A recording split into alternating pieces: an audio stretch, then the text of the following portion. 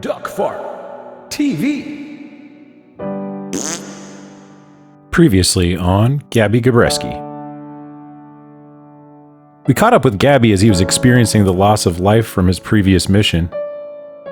Then we went up for our first sortie of the day, escorting B-26 bombers yet again. It wasn't too long before we were jumped by two enemies. We popped one pretty easily, then we got the second one as well.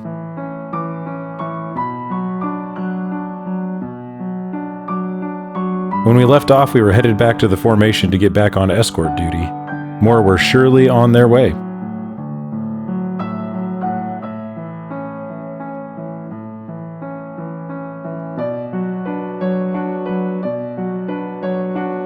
Early part of 44, we received what they call a P-47D. And what makes it so big is they are the ducts that fit underneath the airplane. They go from the engine to the turbine superchargers that's in the tail end of the airplane. And the turbine supercharger is what makes the airplane, because you derive the 2,000 horsepower that you do at ground level up to its what you call ultimate level of 30,000 feet. With his squadron, the new top-ranking American ace flies to shoot down Nazi planes. And Gabreski films these pictures with a camera in his own plane, exploding enemies in the air.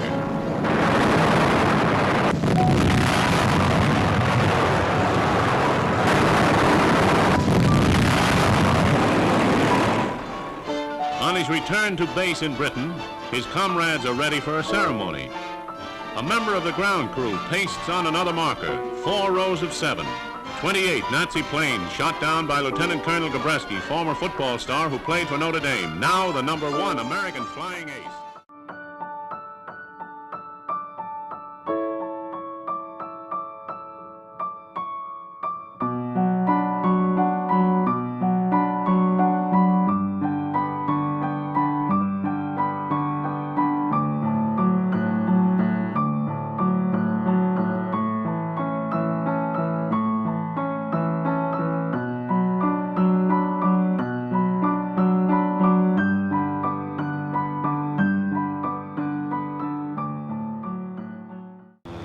Cleo, my wingman, spotted two enemies low coming straight at the formation.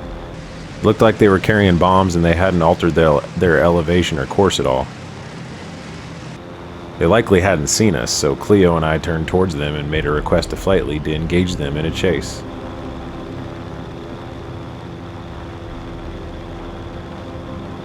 Flight lead denied our request and ordered us back to the formation. We of course complied with the orders.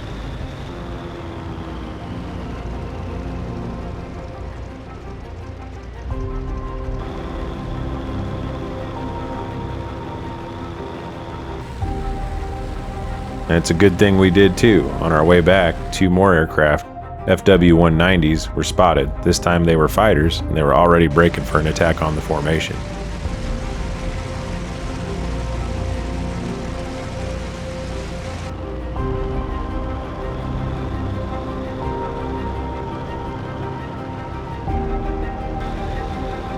Cleo went at them first and went head-to-head with one of them.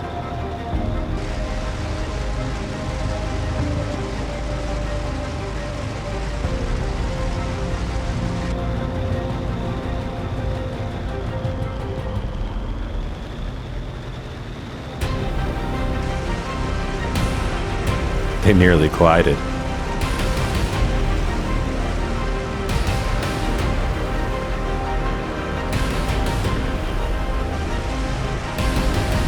No shots had been fired yet. We were all just maneuvering for a good position until one of them got behind Cleo in a really good spot.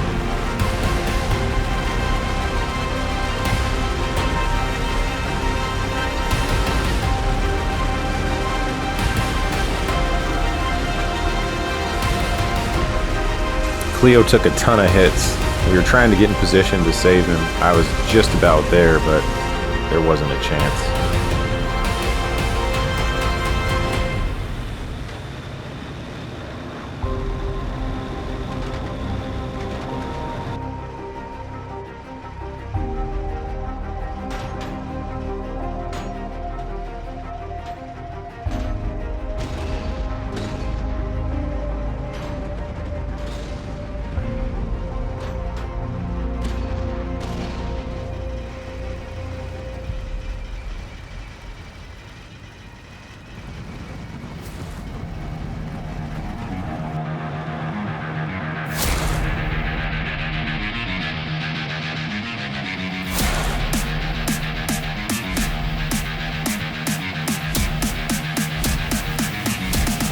right on the tail of the guy that shot him down, and I sure as hell wasn't going to let him get away.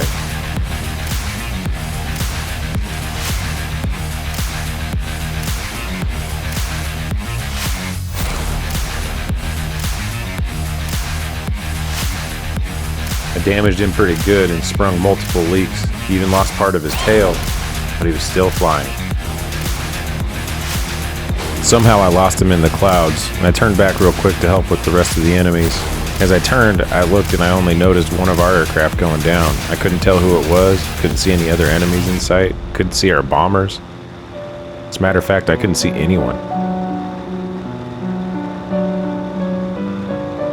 Then I noticed the same wounded aircraft that I thought got away, and he had his navigation lights on. He was going to try and land.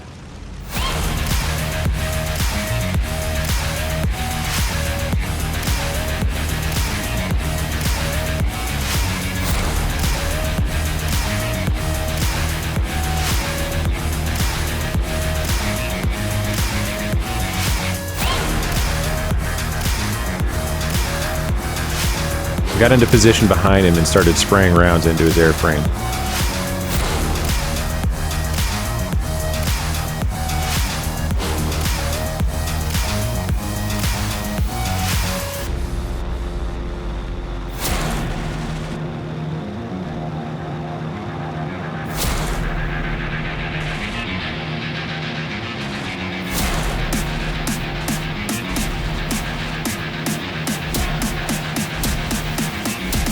Eventually his engine caught fire and he went down in a ball of flame.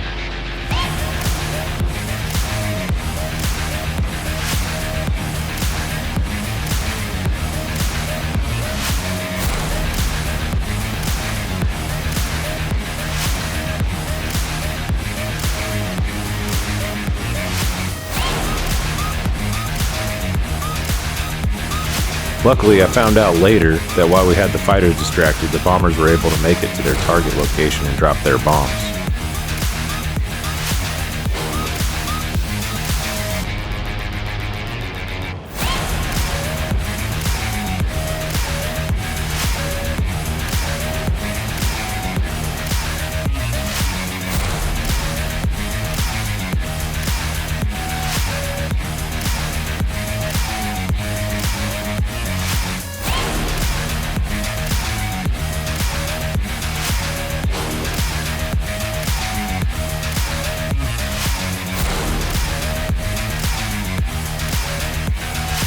Dogfight TV.